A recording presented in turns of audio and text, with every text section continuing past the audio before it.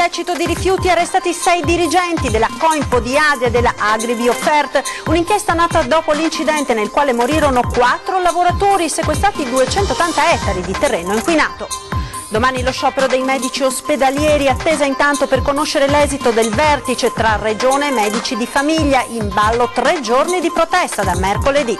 Ex Popolari Venete, da oggi è definitiva la rivoluzione del passaggio dei correntisti a Banca Intesa, intanto è iniziata anche una settimana calda sul fronte delle inchieste. Prima la neve, dopo la pioggia, al Veneto alle prese con il maltempo, non sono mancati i disagi, intanto sulle Dolomiti il pericolo valanghe è in aumento, chiusi i passi. Ancora razzie e rapina in Veneto, tabaccaia di Albignasego picchiata e derubata per la 9ª volta, anziana di Mira vittima per la 3ª volta e chi si difende rischia di essere denunciato. Inquietante episodio a Treviso, seggiolino da neonato trovato vuoto sull'argine del Sile, ricerche dei vigili del fuoco anche con i sommozzatori, si teme un dramma. Tappa vicentina per la mostra nazionale dedicata all'Italia dell'82, ai nostri microfoni la ricetta di Paolo Rossi per la nazionale dopo il disastro dell'eliminazione ai mondiali. Buonasera, ben ritrovati con l'edizione del Veneto, dei TG di Antenna 3. In primo piano il traffico illecito di rifiuti, un'accusa con la quale la DDA di Venezia ha arrestato 6 dirigenti della Coimpo di Adria e della Agri-Biofert. Un'inchiesta nata all'indomani dell'incidente costato la vita a 4 lavoratori uccisi nel 2014 da una nube tossica. Sentiamo. L'hanno già definita una Gomorra veneta perché parliamo di veleni tossici e di terreni sequestrati. 280 ettari dislocati in Polesine, messi sotto sigillo dal gruppo Carabinieri Forestale di Rovigo.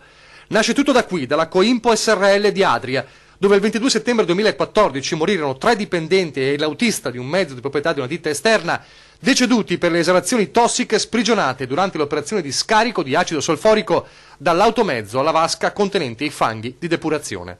Per quella tragedia c'è un procedimento in corso, ma è proprio da quella tragedia che è nata un'inchiesta parallela, perché gli accertamenti dei militari hanno permesso di scoprire molti episodi di gestione illecita dei rifiuti fatti pervenire nell'impianto che da anni opera nel settore della gestione dei rifiuti, in particolare del recupero fanghi di depurazione in agricoltura.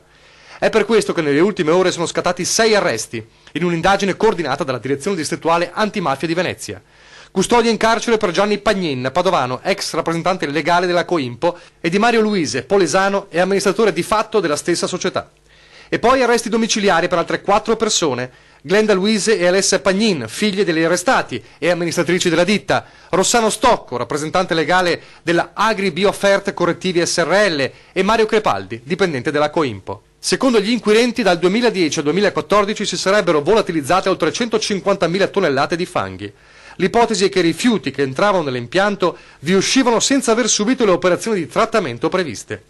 Il GIP ha disposto per questo anche il sequestro preventivo del stabilimento, dei mezzi di trasporto e di 280 ettari di terreni agricoli dislocati in Polesine e utilizzati per lo smaltimento di enormi quantità di fanghi che solo sulla carta venivano trattati per poter essere recuperati. Le immagini dell'impianto di videosorveglianza dell'azienda ha consentito di accertare che i rifiuti che giungevano nell'impianto non venivano scaricati nelle aree di stoccaggio per essere lavorati, ma riversati direttamente all'interno delle vasche dei fanghi già lavorati. Da qui venivano prelevati e avviati allo spandimento sui terreni agricoli. Un meccanismo che avrebbe fruttato circa 1 milione di euro all'anno. Per risparmiare ulteriormente, i fanghi venivano distribuiti sempre sugli stessi terreni limitrofi all'impianto e in quantità nettamente superiore al consentito, causando la presenza di sostanze contaminanti come idrocarburi pesanti e zinco. Ed ora la pagina della sanità, perché domani è previsto lo sciopero dei medici ospedalieri, sciopero generale perché la sanità è stata praticamente esclusa dalla legge di bilancio del 2018. Intanto a Venezia è attesa per sapere l'esito della trattativa tra regioni e medici di base e in ballo ci sono anche qui scioperi, 3 giorni di protesta. Ma sentiamo il servizio.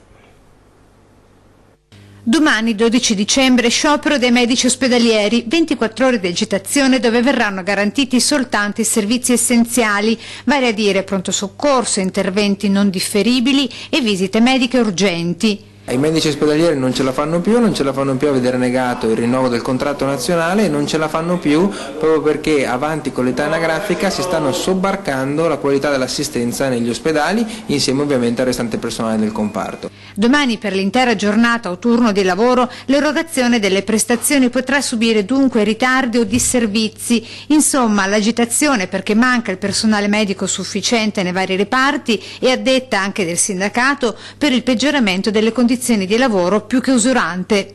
Senza poi avere il necessario numero di medici per sopperire quelli che andranno in pensione. Per il nostro territorio parliamo del 40% dei medici ospedalieri che nei prossimi 10 anni uscirà, con meno del 20% che ha meno di 40 anni. Evidentemente chi esce non verrà sostituito da giovani che sono entrati e questo potrà, se non con un'adeguata programmazione, portare al collasso il nostro sistema. Questo dunque lo sciopero dei medici ospedalieri confermato per la giornata di domani. C'è invece ottimismo per quanto riguarda quello dei medici di medicina generale. Proprio pochi minuti fa infatti è finito l'atteso confronto tra Regione e sindacati dei medici di medicina generale e pare appunto che lo sciopero di 3 giorni sia stato scongiurato. Naturalmente vi forniremo ulteriori notizie nel corso del TG o delle prossime edizioni dei nostri telegiornali. Ora parliamo della vicenda delle ex popolari venete, perché da oggi è davvero definitiva la rivoluzione del passaggio dei correntisti a Banca Intesa. Intanto è iniziata però anche una settimana molto calda sul fronte delle inchieste. Sentiamo. Questo è solo un esempio degli avvisi pubblicati da gran parte dei comuni della Marca ed è uno dei primi effetti pratici della fine delle banche venete col passaggio a Banca Intesa. 2.200.000 alla fine i correntisti acquisiti all'interno del piano Vivaldi, che prevede la chiusura contestuale immediata anche di 118 filiali ex venete delle 721 sparse in tutta Italia. Accorpamenti che saliranno a 250 nell'arco dei prossimi mesi, 26 le filiali cessate nel Triveneto, di cui 5 nella Marca, Cavaso del Tomba, Paese, Sanaglia della Battaglia, Treviso Santa Bonavecchia e Treviso San Pelaio. Sul fronte giudiziario, questa mattina nell'aula Corsio della Corte d'Assise di Roma c'è stata l'udienza preliminare sul dissesto di Veneto Banca, 11 gli imputati di cui la Procura ha chiesto il rinvio a giudizio. Tra questi ci sono anche Vincenzo Consoli, Flavio Trinca e Pietro Dargui, manager di BIM Banca Intermobiliare.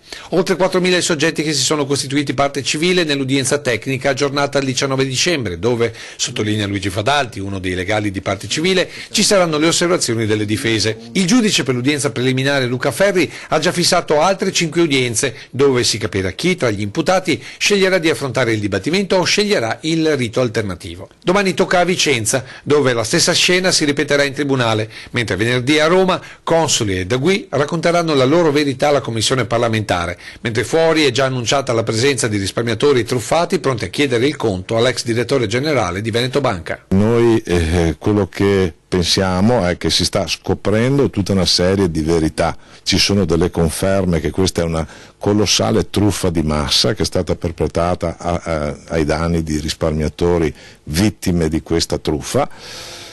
Ci rendiamo conto che c'è il governo, quindi la politica, le istituzioni che si stanno rendendo conto di questo, quindi noi l'unica speranza è su questo fronte, quindi sul fondo vittime, perché a livello di giustizia sappiamo che la giustizia non funziona. Ed ora il maltempo sulle Dolomiti, il pericolo valanghe è in aumento, lo rende noto l'Agenzia regionale per l'ambiente del Veneto, che segnala come sia caduta neve fresca per 15-25 centimetri dai 1600 ai 2000 metri di quota. Il grado di pericolosità va così su una scala di 5 valori dal 3 al 4, ovvero da marcato a forte. Attualmente sono in atto delle nevicate molto forti che hanno interessato un po' tutto l'arco alpino, e proprio alla luce delle forti nevicate Veneto Strade ha deciso di chiudere i passi Pordoi, Falzarego, Valparola, Giau e Fedaia per possibili slavine durante la prossima notte. La situazione quindi è seguita costantemente dai tecnici di Veneto Strade e nella giornata di domani si deciderà se e quando riaprirli. Ma la neve ha creato non pochi problemi anche in pianura, soprattutto nel tardo pomeriggio di ieri, nevicata archiviata in pianura dove appunto la neve ha sciolto anche, cioè la pioggia ha sciolto anche la neve, ma soprattutto in provincia di Treviso non sono andate nel cassetto le polemiche. Sentiamo. Ogni volta che Ofelio Michelan apre bocca dice sempre che va tutto bene, trovano giustificazione. In questo caso deve assumersi le sue responsabilità. Non siamo arrivati assolutamente in ritardo, quando è incominciato a nevicare eravamo già per strada. Posta al veleno su Facebook, attacchi politici, addirittura richieste di dimissioni, neve e immancabili polemiche a Treviso sull'intervento del comune, immediato ed efficace, secondo Cassugana, insufficiente e in ritardo per le opposizioni. Non è possibile che ogni volta che nevica o c'è una pioggerellina la città va in tilt.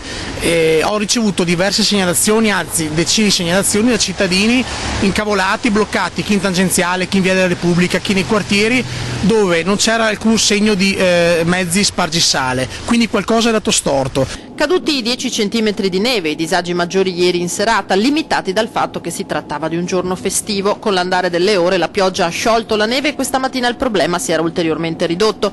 L'assessore di reparto Ofelio Michelan difende l'operato di Cassugana, uomini e mezzi mobilitati fin dalle 17, dice sparsi oltre 200 quintali di sale. Abbiamo messo sul campo circa una trentina di persone, con 3, 2, 5, 7, 8 mezzi, per cui spargisale e delle lame per mettere a lato la neve. Hanno lavorato fino all'1:30 di questa notte, fino a quando non c'era più bisogno praticamente. Ulteriore sopralluogo questa mattina, 2 squadre della cooperativa alternativa hanno ripulito gli accessi alle scuole. La pioggia ha fatto il resto e le polemiche ancora una volta rischiano di durare più della neve stessa.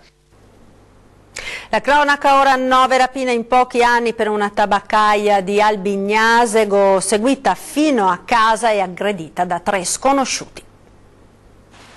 L'hanno attesa fuori dalla sua tabaccheria all'orario di chiusura, l'hanno seguita fino a casa, a Padova, nel quartiere Montà, e l'hanno rapinata. È questa la ricostruzione di quanto accaduto. Vittima una donna che gestisce da 26 anni una tabaccheria di Albignasego, che oggi però, comprensibilmente provata per l'aggressione, non se l'è sentita di raccontare quello che le è accaduto. Almeno 3 malviventi l'avrebbero trascinata fuori dalla sua auto, colpendola con pugni e schiaffi e strappandole la borsa con l'incasso della giornata, circa 2.500 euro, nonostante la sua resistenza e il tentativo di difendersi, anche suonando il clacson per attirare l'attenzione dei vicini, che però non hanno capito la gravità della situazione. Gli autori sarebbero 3 uomini incappucciati che dopo l'aggressione, la 9ª rapina ai danni della signora, sono fuggiti, sembra a bordo di un'auto scura con un complice alla guida. Le indagini sono affidate ai carabinieri, che stanno cercando indizi utili per risalire all'identità dei malviventi. E dal veneziano ora ennesimo furto a casa di un pensionato di anziano di Mira. Sentiamo. Le fotografie, quelle mi hanno fatto più male di tutto, le fotografie a terra dei miei cari, e dopo, anche se sono cose per gli altri futili, inutili, ma per noi è la vita che continua. Piange Mirella. Sabato per la 3ª volta ha subito l'ennesima razzia in casa in via Lazio 3, a Auriago di Mira. I banditi, approfittando di una sua uscita verso le 14:30, le hanno letteralmente svaligiato l'abitazione, facendo razzia di contanti e preziosi, anche di natura affettiva. Sì, hanno portato via i soldi, hanno portato via l'unico anello che avevo ancora di mio marito e la collana di mia mamma, che ci tenevo particolarmente. Sono stati i gatti a far capire a Mirella che qualcosa non andava. Li aveva lasciati in giardino e se li ha invece ritrovati al calduccio in cucina. Ti senti violentata, quello sì, quello sì. I ladri sabato hanno effettuato un doppio colpo, rompendo i vetri della finestra del primo piano e poi salendo al secondo, svaligiando anche l'abitazione del figlio di Mirella, che abita con la moglie, rubando capi d'abbigliamento vari trovati poi sparpagliati anche in giardino. Sono stata fortunata che non ero a casa e che non li ho trovati quando sono arrivata. Ecco, questo mi consola, perché sono qua che lo racconto. Ed ancora cronaca perché parla ai nostri microfoni il 79enne di Albignasego che ha messo in fuga una banda di ladri. Ho lanciato dei petardi, dice, ma se entrano in casa uso il fucile. Sentiamo. Ho buttato dei petardi perché la legge non permette di sparare. Ho buttato dei petardi, sono fuggiti, ho insistito fino a che sono andati via. Si difende il signor Antonio Borille. Solo poche notti fa questo coraggioso 79enne ha messo in fuga una banda di ladri che stava cercando di fare irruzione nel bar sotto la sua casa per rubare videopoker. Lui ha lanciato dei petardi, botti uditi da molti residenti, tanto che in un primo momento erano sembrati colpi di pistola. Il caso era arrivato anche in procura e il signor Antonio ha rischiato perfino di essere denunciato per esplosioni pericolose. Lui però conferma di non aver usato il fucile ma di aver spaventato i malviventi con dei petardi. Ci mostra anche la scatola utilizzata. Ho cominciato a 12 anni, ho lavorato fino a 70 e ancora lavoro e quelli delinquenti vogliono venire a rubare la roba tua e io quelle cose non ci sto e io qualunque momento se vengono in casa dentro da me non vanno più fuori e fuori ho buttato dei petardi, sono scappati. Lui, premiato per i suoi tanti anni di lavoro, non accetta che ora i ladri entrino nel suo bar che da qualche anno ha dato in gestione. Dopo l'ennesimo colpo, da qualche tempo aveva messo anche delle sbarre per evitare che gli sfondassero la vetrina. L'altra notte ha visto i 3 uomini incappucciati e non ha esitato a difendersi, rispettando le regole, tiene a precisare. Si possono sparare solo se sono dentro in casa, ma se vengono in casa a me non vanno più fuori. Inquietante episodio a Treviso, un seggiolino da neonato è stato trovato vuoto sull'argine del Sile, ricerche da ieri sera nel fiume con i sommozzatori, il timore è che qualcuno potesse aver gettato un neonato nel Sile. Sentiamo. Il sospetto è che si tratti di un gesto tragico, ma solo sospetto, perché è stato trovato un passeggino a ridosso della ringhiera di ferro del fiume.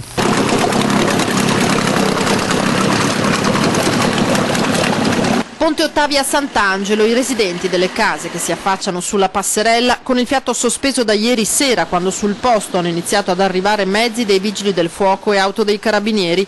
Prima l'avvistamento di una macchina ferma per alcuni minuti sul ponte, poi un passante ha segnalato a ridosso del parapetto dei pezzi di carrozzina, una navicella da neonato di colore rosso e l'attacco da auto del cosiddetto ovetto e il terribile sospetto, quello che qualcuno abbia gettato nel Sile un bambino, vivo o morto che fosse, o si sia gettato in acqua con lui. Denunce di scomparsa alle forze dell'ordine non ne sono tuttavia state presentate. Da ieri sera c'è questo movimento di vigili del fuoco, carabinieri, polizia eccetera e quindi il sospetto è fondato, insomma, ecco.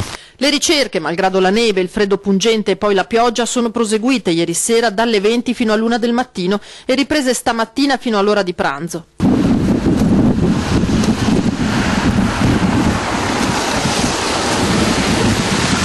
Prima una ricognizione superficiale con il gommone che ha restituito un altro inquietante elemento, un lenzuolino. Poi i sommozzatori dei vigili del fuoco di Venezia hanno dragato la zona più vicina al ponte, servendosi di lampade.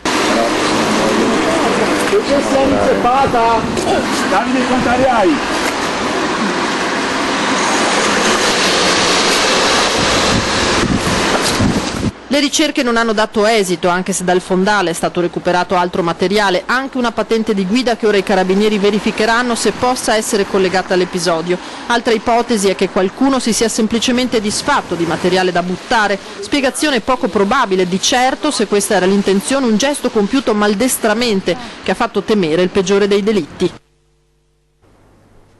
Ed ora linea alla regia per la pubblicità. A tra poco.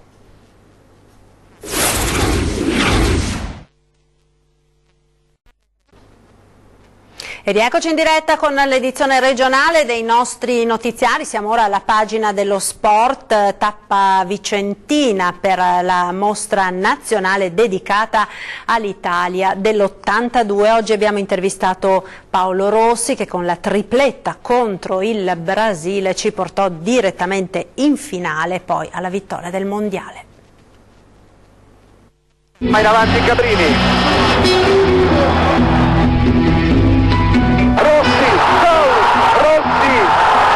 L'Italia in vantaggio, Rossi.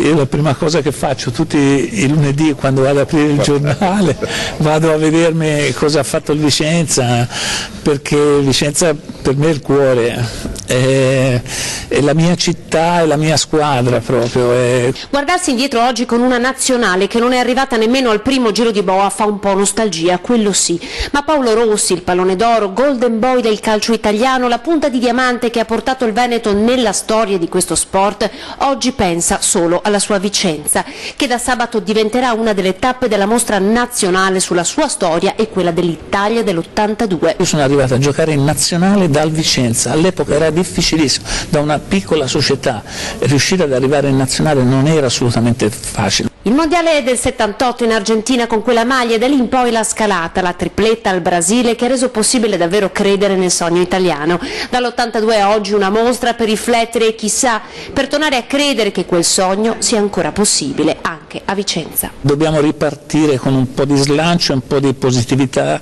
ricreando le basi per ricostruire una nazionale importante, perché il nostro ruolo e la nostra storia ci impongono di tornare a livelli davvero importanti. Siccome ancora oggi ne abbiamo secondo me le possibilità, e quindi dobbiamo ritrovare l'Italia vera. Di nuovo Rossi su calcio d'angolo.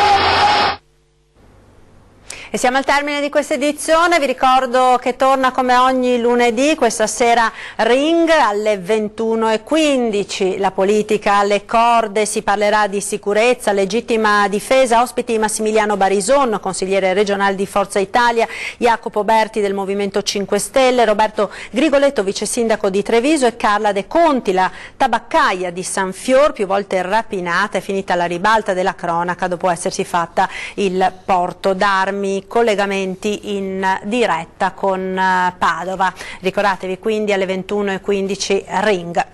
Ed è tutto per questa edizione. In chiusura, come sempre, le previsioni del tempo, il meteo. Arrivederci.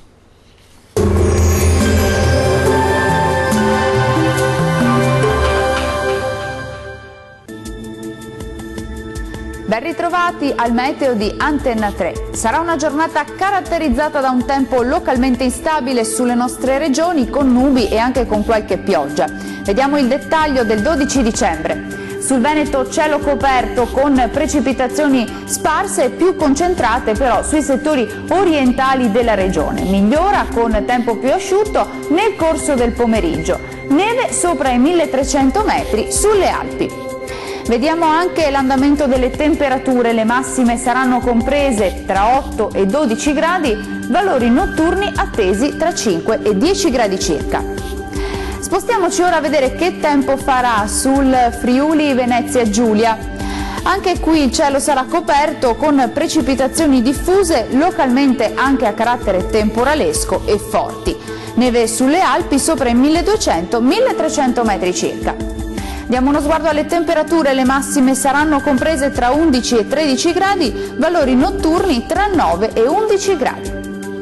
Concludiamo infine con uno sguardo alla situazione del Trentino Alto Adige.